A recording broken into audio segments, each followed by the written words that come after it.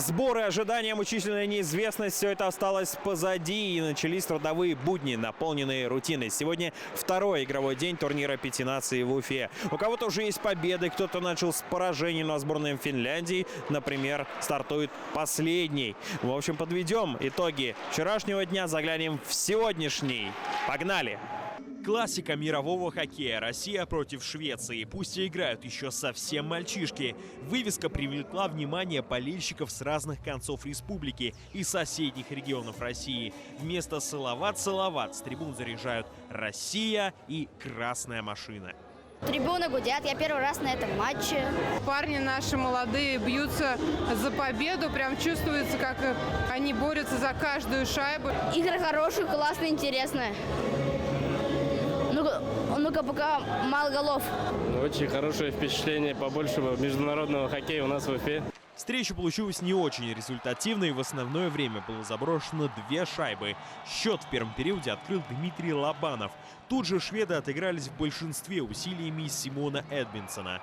Второй и третий периоды оказались безголевыми. Решающую шайбу россияне забросили в овертайме. Победный гол на счету Николая Сафронова. Провели очень много времени в атаке, создали массу голевых моментов, но, к сожалению, мы их не использовали. Но сейчас посмотрим видео, подскажем ребятам, чтобы на следующую игру перенести эти голевые моменты, чтобы они их использовали. В матче против Швеции в составе сборной России на лед вышло 2 воспитанника уфимского хоккея: защитник Денис Кадыров и нападающий Никита Скоропад.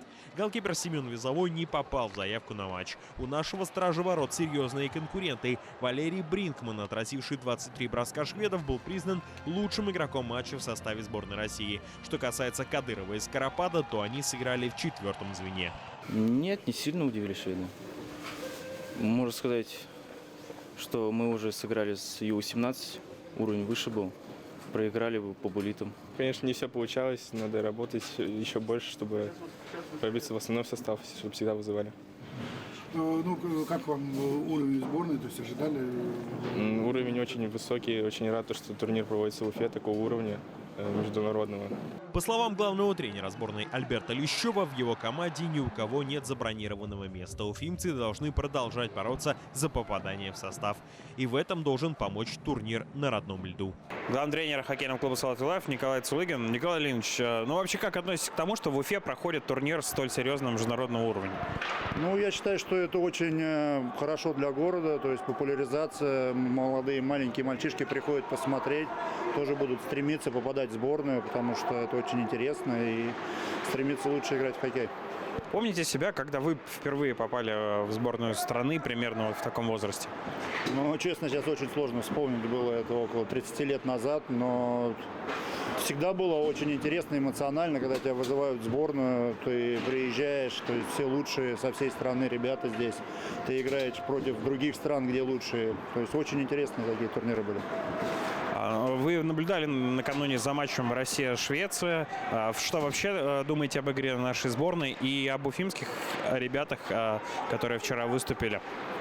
Ну, сейчас пока по одной игре очень сложно сказать что-то, потому что видно было, что ребята как бы переживают. Первая игра, только турнир начался, плюс у себя дома. Очень сложно всегда играть у себя дома, потому что как-то несешь дополнительную ответственность за то, что ты у себя, смотрят близкие, знакомые. Ну, очень такая напряженная игра была, так не скажем, что очень открытая. Но ребята так старались играть без ошибок все, больше так. Ну, как думаете, есть будущее у кого-то из ребят в Салавате Юлаеве не через несколько лет? Будущее есть у всех, все зависит только от ребят, насколько они будут развиваться, насколько они будут хотеть становиться каждый раз лучше и не останавливаться на достигнутом. Это своего рода вызов для молодых воспитанников Салавата Юлаева, один из которых защитник Денис Кадыров. Было примерно 28 человек и должно поехать 20 человек. И благодаря поддержке, усердию я попал в основной состав. И это серьезный поворот в карьере Дениса Кадырова, который впервые призван в состав сборной России. В детстве у него не было выбора, каким видом спорта заниматься. На коньки поставили в 5 лет. Отец Ильшат Кадыров сам 10 лет входил в национальную команду «Правда Белоруссии». Затем продолжил карьеру как хоккейный арбитр, пошел по стопам старшего брата. Сейчас Ильшат Кадыров, как один из организаторов турнира «Пяти наций», отвечает за судейский корпус. Во время игр России больше буду смотреть, наверное, не за судьями, а за сыном, как он будет там себя показывать, что будет делать. Ну, у них тренерский штаб очень хороший. Я думаю, что они будут говорить то, что им надо, хоккеистам и сыну моему, если какие-то ошибки есть. А с ним мы уже после турнира что-нибудь посидим, посмотрим, пообсуждаем. Обсуждать есть что. У Дениса есть пробный контракт с уфимским «Талпаром». По весне предстоит турнир, который станет своего рода экзаменом. По его итогам продолжить играть в хоккей предстоит или в молодежной лиге, или в юношеской.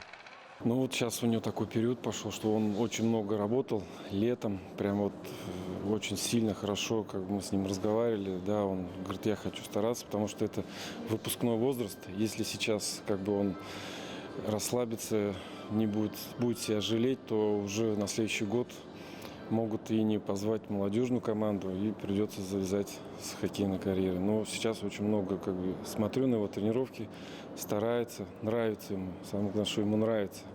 Не через палку, а сам хочет он этого. Вызов в юниорскую сборную России на домашний турнир как признание и оценка проделанной работы. Сразу переполняли эмоции, что, ну, конечно, радость. Жена даже прослезилась. Ну, радостно, что вот как бы он старался последние годы очень сильно. Я думаю, что заслужил, ну, это тоже как ему, как авансом, чтобы вот его позвали, посмотрели. И ему сейчас еще нужно очень долго и упорно тренироваться, доказать, что его не зря позвали туда, что он достоин находиться в этой команде. США и Швеция оказались в разном положении перед очной встречей. Если американцы отдыхали почти сутки, то скандинавы вышли на лед через 18 часов после окончания игры с Россией. Поначалу это никак не сказывалось на ходе игры. Не по возрасту основательные шведы грамотно играли в обороне. Более того, реализовали большинство усилиями Людвига Персона. Перерыв между периодами пошел США на пользу. Они тут же вынудили соперника удалиться. При этом судьи отправили отдыхать сразу двух шведов. Джек Дивайн реализовал большинство 5-3. В середине периода Оскар Ларсон вновь вывел шведов вперед, а вот гол США отменили после видеопросмотра. Но все же в третьем периоде подопечные Джона Вороблевски взяли свое. Чад Люшиус сравнял счет, после чего Тайлера Бучера из команды США удалили до конца игры. Пятиминутное большинство не пошло на пользу шведам. Они не только не забили, но и пропустили решающий гол от Джастина Дженнике. 3-2 победа американцев. Лучшим игроком матча был признан автор решающей шайбы. Сегодня было посложнее, чем с чехами накануне. У шведов очень хорошая команда. Мы испытывали проблемы поначалу, но здорово сыграли как команда. После двух матчей американцы возглавляют турнирную таблицу, а вот у шведов 2 поражения, и на победу в турнире они вряд ли смогут претендовать. Поболеть за соотечественников приходил нападающий Салават Юлаева Линус Сумарк. После тренировки шведский волшебник подошел к скамейке и смотрел игру до самого конца. Линус Сумарк, нападающий хоккейного клуба Салават Юлаев и, наверное, главный фанат шведской сборной до 17 лет. Линус, hello. Как тебе игра? Что скажешь во втором периоде в целом? Неплохая игра. Повезло, что отменили гол, забитый в ворота Швеции. В команде много талантливых игроков. Знаешь ли ты кого-нибудь из этой команды? Может быть, игроков или тренеров? Прежде я никого не знал лично из тренерского штаба, но мы договорились встретиться на неделе. Помнишь ли себя, когда тебе было 16 лет? Да, но я не играл на таком уровне в 16. Я был слишком мал. Я заиграл в 19 в юниорах. Завтра в это же время мы расскажем вам подробности встречи между Россией и Финляндией. Третий игровой день хозяева пропустят. В расписании турнира запланировано 2 матча. Шведы сыграют с чехами, а США с Финляндией.